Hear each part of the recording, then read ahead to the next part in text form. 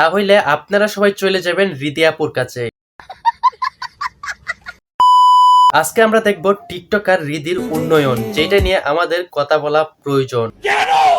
কারণ টিকটকার রিদি নিজের যেভাবে পরিবর্তন করছে, যেটা দেখার পর আপনাদেরও বলতে ইচ্ছা করবে সে আসলে একটা মেয়ে কতটা নির্লজ্জ আর বেহায়া হইতে পারলে নিজেরে এমন ভাবে রিপ্রেজেন্ট করতে পারে।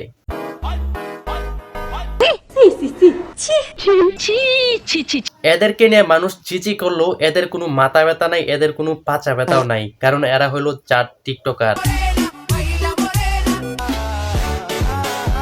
টিকটকার রিদি ভাইরাল হওয়ার আগে এর পোশাক কিছুটা ভদ্র এবং মার্জিত ছিল। যখন সে সোশ্যাল মিডিয়াতে ভাইরাল হয়ে যায় তখন তার পোশাকের অবস্থা হয় পুরাই চুদলিং পং।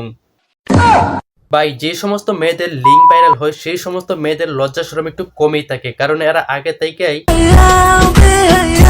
এদের থেকে বেশি বেহায়া টিকটকের সানি লিওন দাবি করা সুমাইয়া রিমুজ,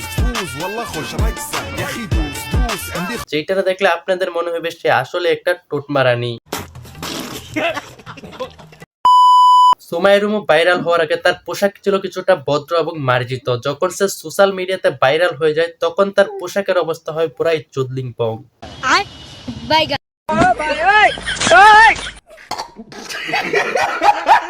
আর এই সমস্ত চুদলিং পংটের থেকে দূরে থাকুন, সুস্থ থাকুন, বিনোদনের সাথেই থাকুন। আর চ্যানেলে নতুন হয়ে থাকলে অবশ্যই সাবস্ক্রাইব করুন, ভিডিওটা ভালো লাগলে লাইক করুন।